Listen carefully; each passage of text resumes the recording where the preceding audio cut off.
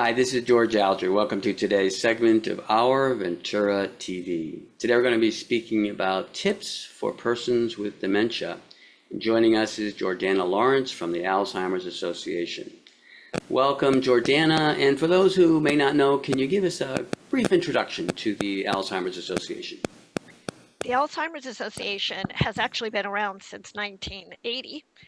It was started by a gentleman who was taking care of his wife and realized that there wasn't a lot of support.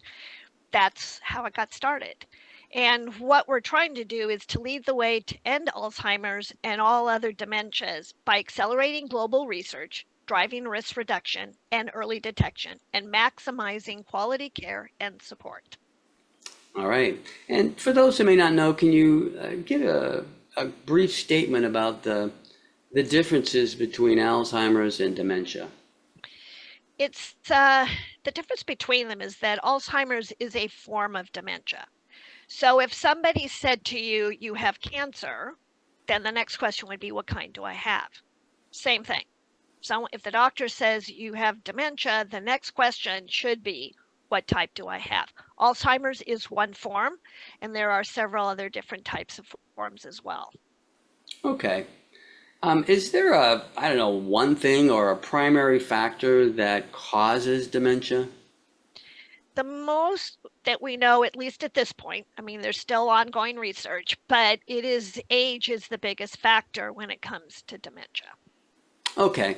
And of course, all people who are older don't have dementia. So is there a factor that, let's see, is an addition to age that prompts it? There's a lot of things in the pipeline. We're learning a lot about nutrition, the gut-brain connection, and head trauma. That's what I believe was one of the things with my mother, because her family has no history, at least at this point, of dementia, but my mom had mixed dementia. But my mother also had a lot of head trauma, and that played a part. Okay. Do folks with dementia tend to know that they are confused? In the early stages, I think they do aware of it because they are forgetting things. They're forgetting what they ate in the morning, and they're repeating questions, and they're seeing the frustration on their families' faces. So I think that kind of makes them a little bit aware.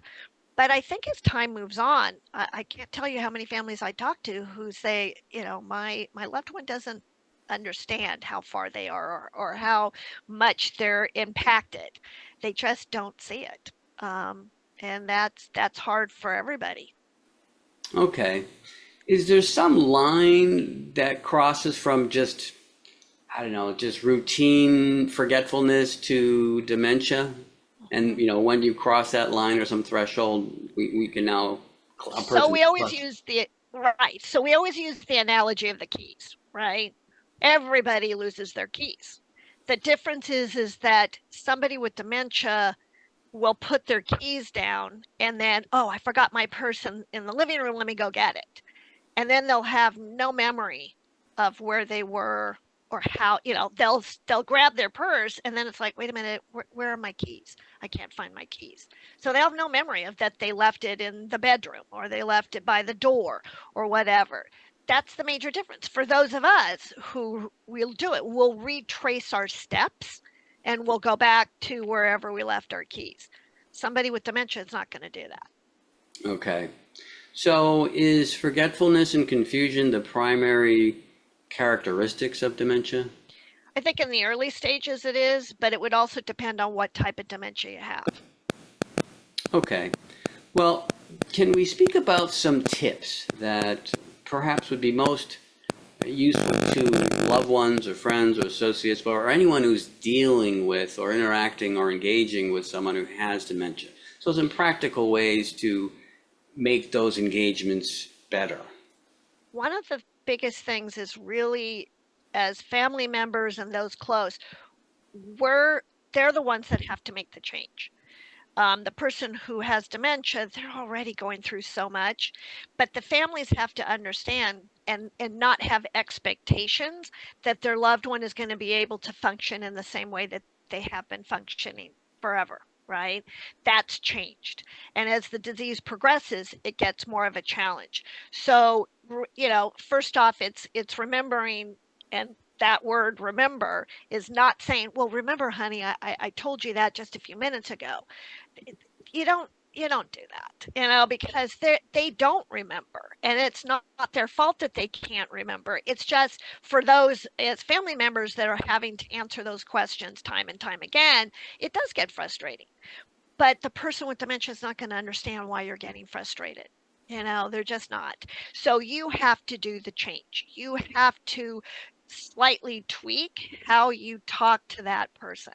Because if you don't, it can cause them, the person with dementia, it can cause them a lot of fear and anxiety and things like that, because they're not understanding why they're not remembering. They're not understanding why you're getting upset. So to try to keep the peace, it's really up to the families that have to make those changes. Okay, so on this point, to be as brief as possible, I think that if I was to reword it, it would be try not to get frustrated or upset, and don't ask or don't mention that I just told you, or don't call any attention to the memory. Just sort of perhaps represent it newly, like it was never said before, if you're asking a question. Yep. I use the example of how I did it when I was dealing with it with my mom. And I have a theater background. So I would say, okay, I'm going to be on Broadway, my fantasy Broadway.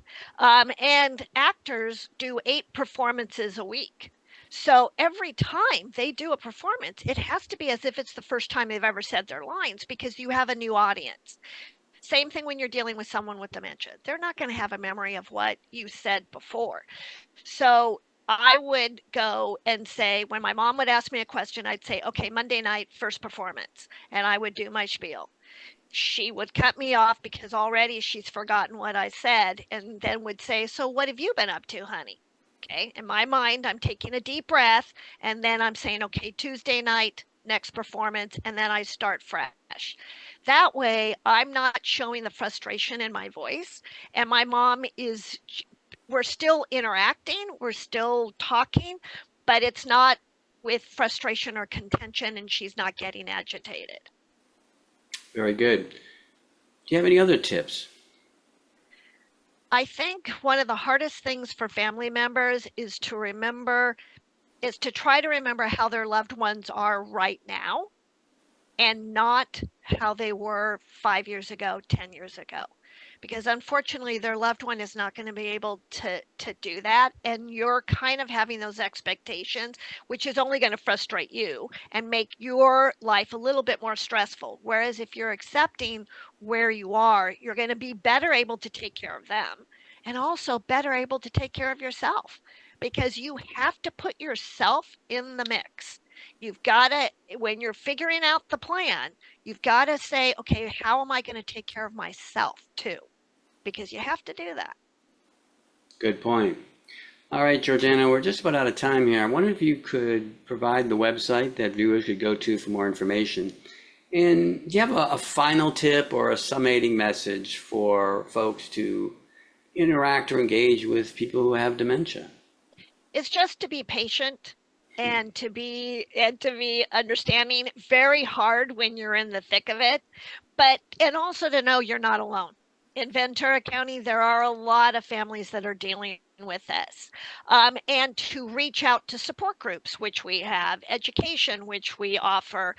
We have also the walk, which is in the fall for us. We have one in Oxnard, and we have one in Westlake, and that's a great place to socialize as well. It is a lot of fun for the families, and they get to realize that they're not alone and that they're in a really good place.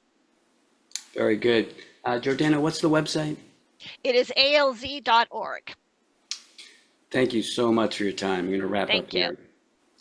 This is George Alger signing off for this segment of Our Ventura TV. Until we meet again.